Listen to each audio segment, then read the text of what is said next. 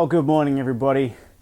Welcome to another Friday. Another Friday has rolled around and yes, we are still in lockdown here in Sydney. Anyway, today we're going to do something a little bit different. We're not going to work on the Boss today. There's not heaps left to do on the Boss. Last week we did the seatbelt, but we don't have heaps left to do without spending, a fair bit of money on different parts and things, which we don't really want to do right now. And as you know, our program for the young people isn't running because of this lockdown and everything that goes with that. So, about a week ago now, I guess, I put out a call on Facebook to the team members of Bumpstop and challenged them.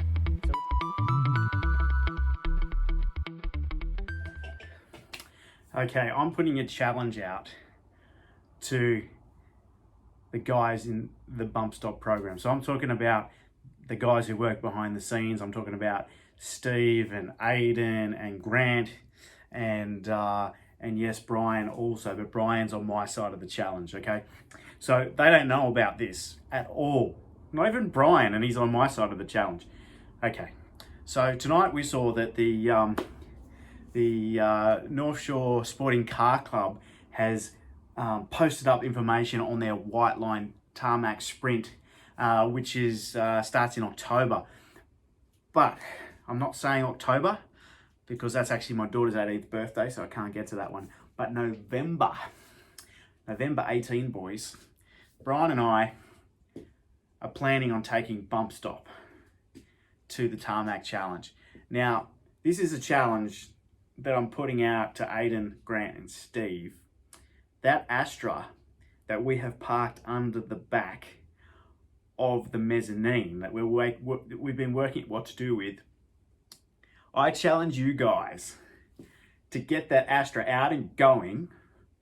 Now, you've got to use only stuff that's in the workshop. Now, you can't use the LS1 so it's got to remain 4-cylinder front wheel drive, okay? That's the rules, but you've got to use stuff that's in the workshop. I know there's a couple of parts that we will need to buy, and it probably needs some tires, but you've got to use stuff from the workshop, okay? And that means paint, any of that sort of stuff from the workshop. Now, we're hoping we can get to that event, that we won't be still locked down, but the whole purpose behind this was to just help build some team morale and some spirit and give them something to look forward to, because just like many, many other people, day to day it can be a struggle. Some days it's easy to get out of bed and be motivated, other days it's not. And as I say to people, other days I just want to go back to bed. So yeah, we're all feeling the lockdown in different ways. So I really wanted to give the team something to work towards during this time, especially when we haven't got young people. Now, we've got cameras at the shop, and I did see some spy footage of the Astra out in the daylight. It's going to be a wild ride.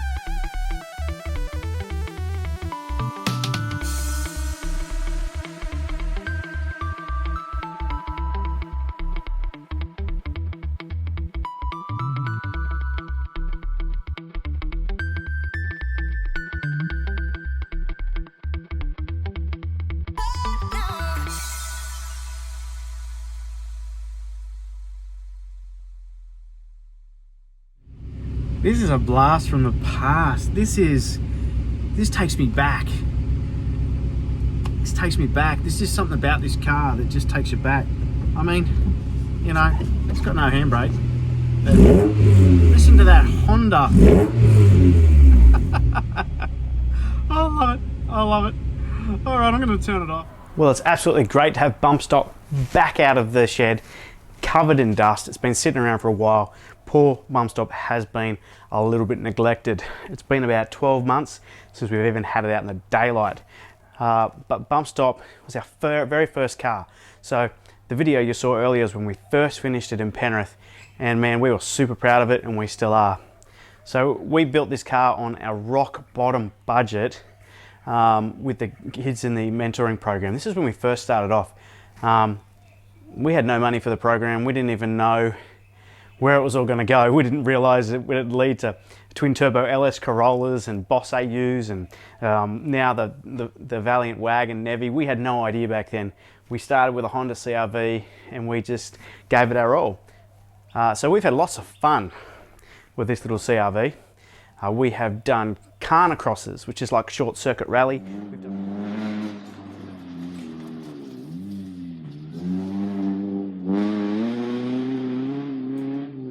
We've done track days at Ludden and Marulan. And all BMWs and all sorts of things.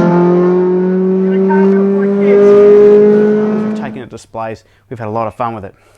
And our next challenge is to go up against the Astra. Now they better bring their A game because old Bumpstop has got the goods. So I'm going to take you for a bit of walk around Bumpstop and show you the things we need to fix up because there's a few things. But Bumpstop is basically a Honda CRV on eBay coilovers with a half cage turned into a panel van with weight reduction. We have standard brakes, although it does have new brakes, but standard brakes. It has the B20B non-VTEC motor with a pod filter, which I'm not happy with. We're going to fix that too. So there's a bunch of different things we're going to do to Bumpstop before we go out racing again. So let's go for a bit of a walk around Bumpstop and have a look at the things that we need to fix up. Now I think the most important thing that we have to fix up on Bumpstop is these harnesses. Now we got stung with these harnesses. We ordered them from somewhere that seemed to be reputable. They came in a Sparco box. Everything looked legitimate about them. They're even, you know, I think they're like 250 bucks each. But thanks to was CAMS at the time, but Motorsport Australia, and also an article that came out from IHRA, the International Hot Rod Association, they had some documents on how to spot fake seatbelts. So I decided I'd better go and check. Now, these are supposed to be FIA approved belts. They got all the serial numbers and all that sort of stuff on them. There's only one problem, and this is one thing you've got to look out for. They can look the goods, but if they don't have the FIA hologram stitched into the belts, then they're not real. Now, these fake belts have been tested to fail at as slow as 60 kilometers an hour. So it's in our best interest to replace these. So we are actually going to buy some new ones. So we use this car for Motorsport Australia events. So the best place to go to find out what harnesses you need for the events you're doing is to the Motorsport Australia webpage, and their schedules will actually show you what sort of harness you need. So I've had a look at the schedule, and the highest class we would need is for non-competitive speed events, which is a Class B harness, which is another 4-point harness. So and they can be either FIA, SFI or ECE rated belts, but go to their website yourself or to the relevant website yourself and just check out what you actually need.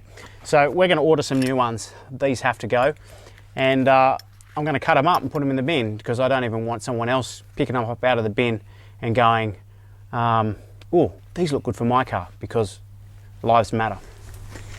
Now you will notice that Bumpstop is a panel van.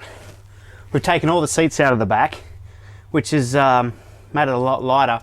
But also it's handy for storing stuff like the tail shaft that should be in it. Oh, and our brand new spare tyre. See this spare tyre here, they've actually got, all the tyres have got Bumpstop printed on them. And these were done by Steve, who's on our team. Now Steve, we first met him when he reached out on Instagram. He saw us and he said, hey, can I print on your tyres? Because he had a business that printed on tyres. And we said, yeah, absolutely. Well, Steve's now part of the program. Steve works for us. Works for our building company, and he's a really good mate. So that's what I love about this car and about the program. You know, the people you get to meet, the friendships you get to have, that's what it's about at the end of the day. It's about people. So yeah, that's pretty exciting. But yeah, this tail shaft we have to put back in. Now the reason it isn't in there is because when Bumpstop's four-wheel drive, you can't handbrake turn because of the way the diffs are set up in these things.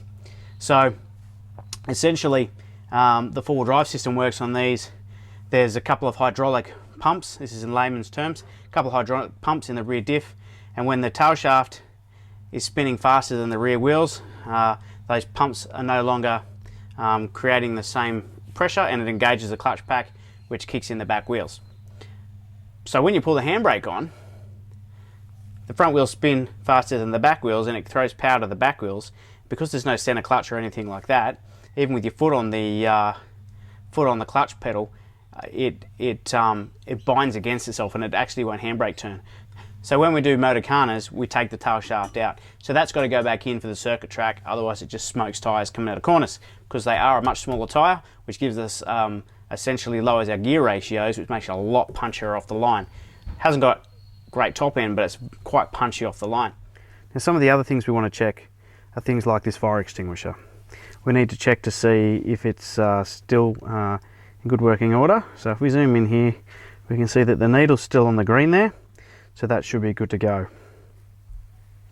And it's not very old either, it's only about 12 months old. The other thing too is this handbrake. Now this handbrake is very short. It's a hydraulic handbrake, so when we do take the tail shaft out, we can lock up the back wheels, but that handle, it's too short. It's disconnected at the moment because I've been playing with it, but it's too short. So what I've done is, this one was in misfire. So it's a different style of handle. This one's in misfire. It's a lot longer and it's adjustable. So we're actually going to modify this, and we've just got to do some machining over here to make it fit, and that'll work a lot better. So that's on the to-do list. The other thing that we want to do is we put this pod filter on because, you know, we thought it was cool, put a pod filter on. But the problem is that we didn't think about at the time is how close this is to the engine and how hot it'll get there. So it's got a lot of hot air. I mean, we do get cold air coming up through here, but what we're going to do is actually make a cold air intake for it. So we'll do a video of that when we do it, but that's one of the things we've got to do. We've already put a new battery in it so we could start it, so that's been done. But aside from that, Bumpstop's pretty reliable. Well, we're going to finish off the video here today. It has been absolutely great to get Bumpstop out again. I love this car. It's great to get the dust off it. There's plenty of that. But I tell you what, I can't wait for the day when we're not locked down anymore and we can have kids back in the program.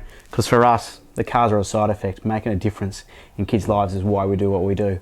And on that note, I think for all of us, I'd like to encourage people to make a difference in others' lives, and it's not a big thing. You know, there's so much division and so much fear out there at the moment, and I'm not saying that things aren't justified, but there's so much division, and a house divided will not stand, and the best way to combat fear and division is through love. So let's love each other, love our neighbour. Before we judge someone, let's have a bit of a look at life through their lens before we judge someone. Hey, I'm as guilty as everybody else. And but I just really encourage you, let's stand together and let's stand firm and not let this thing beat us, because we're stronger than that. We're stronger than that as Australians. We're stronger than that around the world. So I encourage you, love each other. So bless you all. Have a great week and see you next time on Bumpstop Car Mods and Mentoring.